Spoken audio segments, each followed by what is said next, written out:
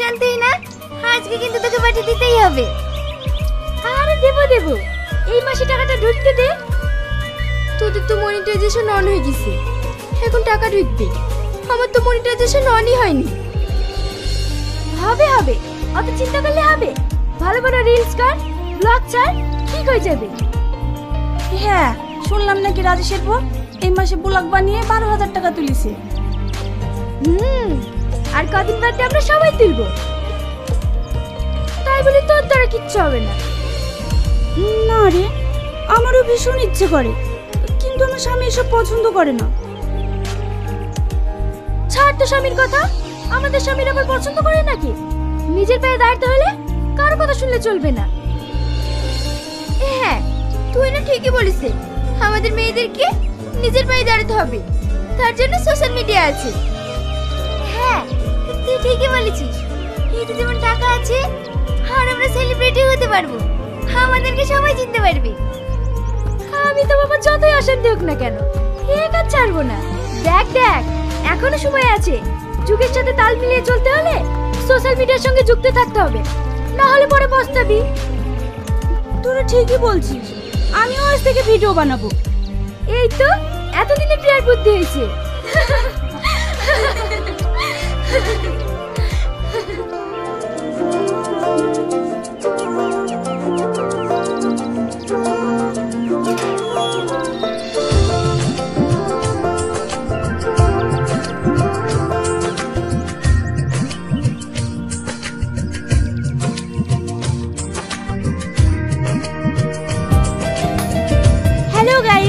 আপনারা দেখতেই পাচ্ছেন, আজকে আমি বিভিন্ন ধরনের রেসিপি তৈরি করে ডাইনিং এ সাজাচ্ছি। মা, আমাকে পড়তে বসাবে না? কালকে আমি পড়া পারিনি বলে স্যার আমাকে মেরেছে। ঘরে গিয়ে বসো, আমি আসছি।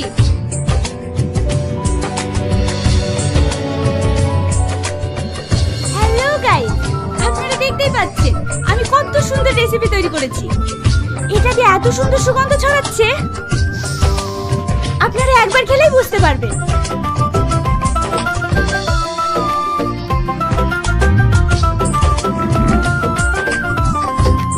এ কি করছো? আমি আগে ভিডিওটা বানাবো, তারপরে খাবে। তুমি কি শুরু করেছো বলো তো? কেন তো পাগলামি করছো? সংসারে কোনো কাজে মন নাই, সারাদিন মোবাইলের ভিডিও। মেয়েটিকে পড়তে বসানো বন্ধ করে দিয়েছো। তুমি কি চাইছো? আমি নিজের পায়ে দাঁড়াতে চাইছি, বড় ইনকাম করতে চাইছি। তোমার কাছে আর হাত পেতে টাকা নিতে চাই না, তাই ইনকাম করার চেষ্টা করছি। দেখো, এসব ভিডিও করা বন্ধ করো, একটু সংসারের কাজে মন দাও। আমার কিন্তু কোনো কিছু ভালো লাগছে না। তোমার ভালো লাগা না লাগে আমার কোনো যায় আসে না। যাও, কে বলেছে তোমাকে খেতে?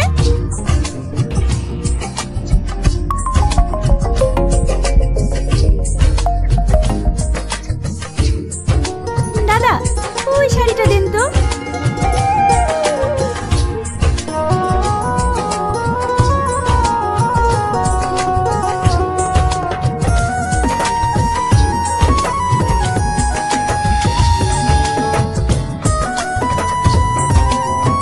দাদা, ওই শাড়িটা দেন।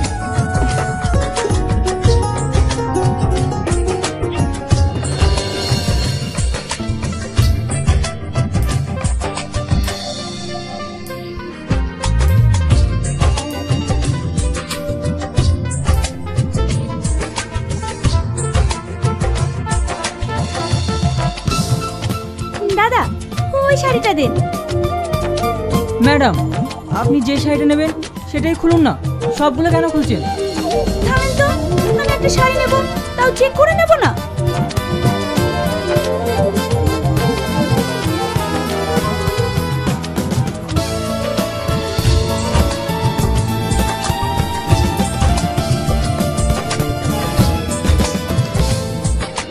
এসব কি হচ্ছে? বুঝতে পারছো না? এই ড্রেসগুলো পরে আমি ট্রায়াল রুমে ব্লগ বানাচ্ছি। 8টা ব্লগ হয়ে গেছে, আর 2-3টা বানিয়ে চলে যাব। দেখো, তুমি দয়া করে এসবগুলো বন্ধ করো। বকো না তো, তুমি তো আমাকে একটা ড্রেস কিনে দিবা, ওইতে আমি একটা ব্লগ বানাতে পারবো। সবাই বলবে না আমি একটা ড্রেস পরে ব্লগ বানাই? তাই এদের ড্রেস পরে আমি কয়েকটা বানিয়ে নিচ্ছি।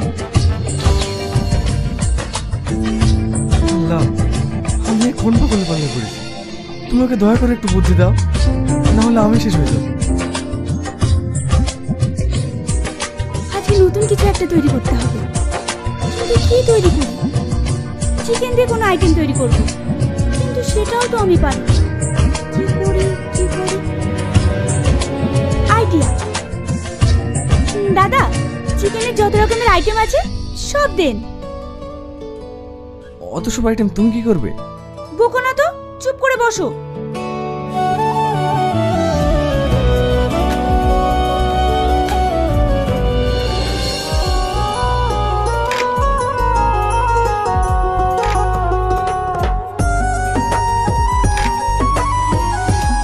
এটা খাও।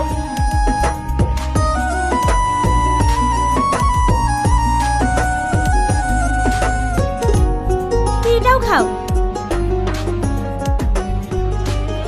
তুমি খাবে না? আরে খাও না।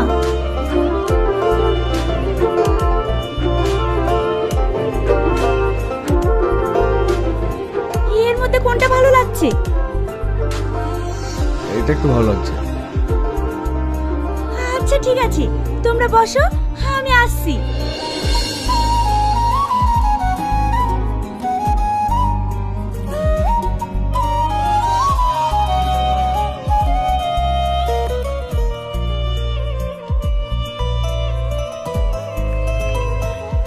দাদা, চিকেনের এই আইটেমগুলো তৈরি করতে কি কি মশলা ব্যবহার করেন? ম্যাডাম, এগুলো আমাদের সিক্রেট আইটেম। সব সিক্রেট রাখলেই হবে? আমাদেরকেও তো জানাতে হবে। কেন বলুন তো? আপনি খালি বলে দেন এটাতে কি কি ব্যবহার করেন, আমি এটা সুন্দর করে তৈরি করে ব্লগ বানিয়ে ইউটিউবে পোস্ট করব, যাতে সবাই এটা তৈরি করে খেতে পারে। কি গো, এখানে কি করছো? আরে থামো তো, দাদা বলেন না। তুমি এখানে এসে শুরু হয়ে গেছো? এসো তো। আরে শোনো না। আরে এসো।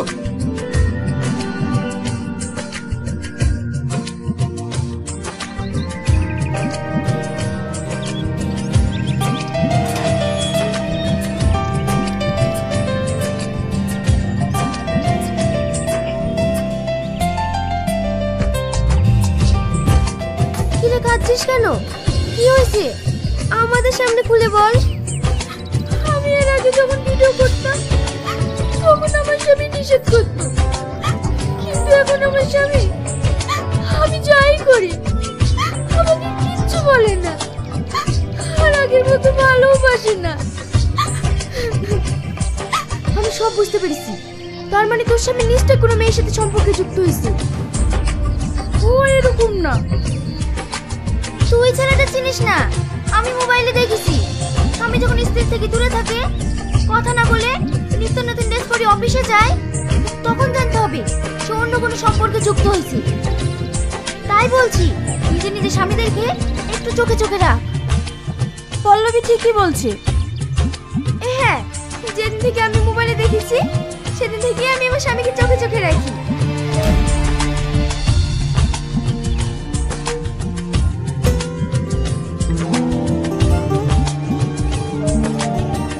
দাঁড়াও, কোথায় যাচ্ছো?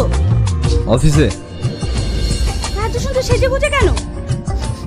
আবার পারফিউমও দিয়েছো? তুমি এইভাবে অফিসে যাবে না। মানে?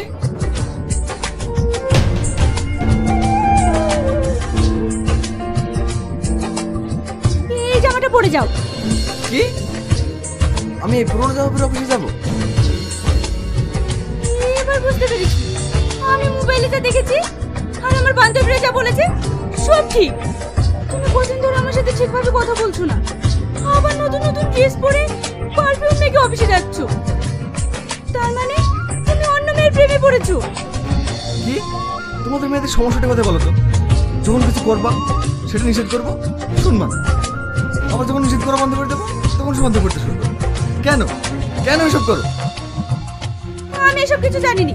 তুমি এইভাবে অফিসে যাবে না, ব্যাস। পাগলামি করো না, আমার অফিসে দেরি হয়ে যাচ্ছে। সরে দাঁড়াও। না, আমি তোমাকে অফিসে যেতে দেবো না। অফিসে যেতে হলে এই ড্রেসটা পরে যাও। তোমার মাথা খারাপ হয়েছে? আমি এই পুরোনো ড্রেস পরে অফিসে যাবো? এবার বুঝতে পেরেছি, তার মানে তুমি সত্যি সত্যি প্রেমে পড়েছো। দেবো না। প্রিয়া তুমি ছেড়ে দাও, প্রিয়া তুমি ছেড়ে দাও, প্রিয়া।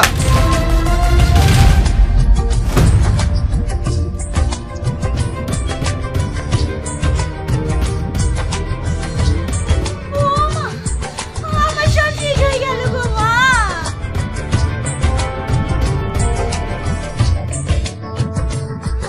তুই আমার মোবাইল ব্যাগ কিনে কেন তাই বল। আমি ঠিক করেছি, ওই মোবাইলই যত অশান্তির কারণ। সারাদিন কোনো কাজ কাম নাই, অফিসে যাব সে খাবারটাও করে দেয় না। সারাদিন মোবাইলে ভিডিও করা আর ভিডিও দেখা। তুই আমার মোবাইল দে, দেখি তুই আমার মোবাইল না দিয়ে কি করে অফিসে যাস। স্যার বলছি, স্যার বলছি।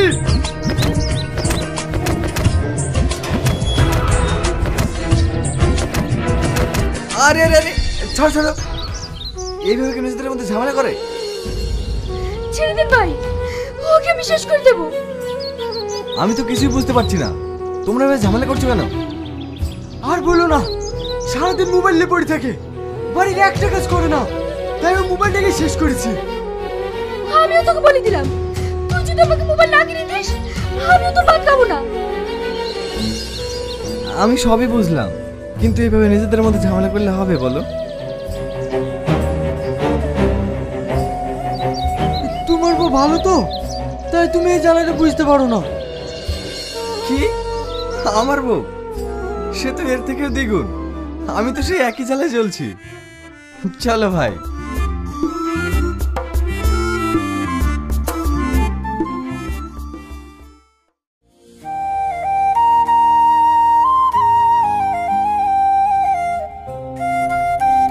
আপনার সামনে আপনার কথা শুনছে না, আপনাকে রাগ দেখাচ্ছে।